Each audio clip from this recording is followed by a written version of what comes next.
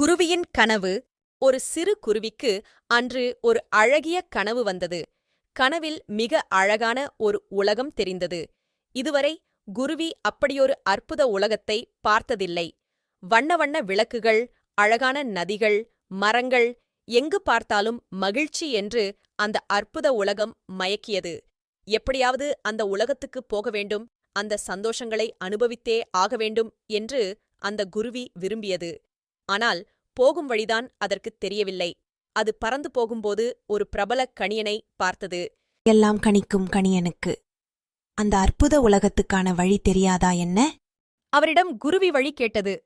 எனக்கு முழு விபரம் தெரியாது, தெரிந்தவரை சொல்கிறேன். அதற்கு விலையாக நீ உன் சிறகுகளில் ஒன்றை தர வேண்டும். ஒரே ஒரு சிறகுதானே என்று குருவியும் சரி என்றது. குருவி அவர் சொன்ன வழியில் பறந்து சென்றது.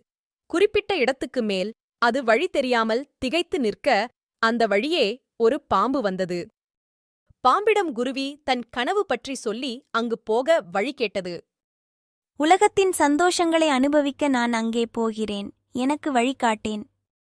இங்கிருந்து அந்த பகுதிக்குச் செல்லும் வழி ஓரளவுக்குத்தான் எனக்குத் தெரியும். சொல்கிறேன். பதிலுக்கு நீ எனக்கு என்ன தருவாய்? உன் அழகான சிறகில் ஒன்றை தந்துவிடு. இன்னொரு சிறகுதானே, தந்தால் போச்சு என்று குருவியும் சம்மதித்தது. பாம்பு சொன்ன பாதையில் குருவி பயணிக்க அதுவும் ஓரளவுக்குத்தான் போக முடிந்தது. அதற்குப் பிறகு வழி தெரியவில்லை. இப்படியே அந்த குருவி அங்கங்கே இருந்த சிலரிடம் வழி கேட்டு பறந்தது. அவர்களும் வழி சொல்லிவிட்டு குருவியிடம் இருந்து ஒரு சிறகை விலையாகக் கேட்டார்கள்.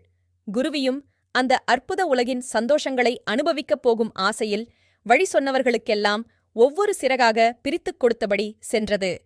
முடிவாக அதோ கனவில் கண்ட அந்த அழகான உலகம் அதன் கண்முன் தெரிந்தது.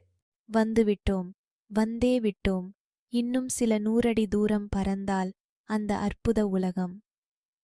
ஆனால் இதென்ன, என்னால் பறக்க முடியவில்லை.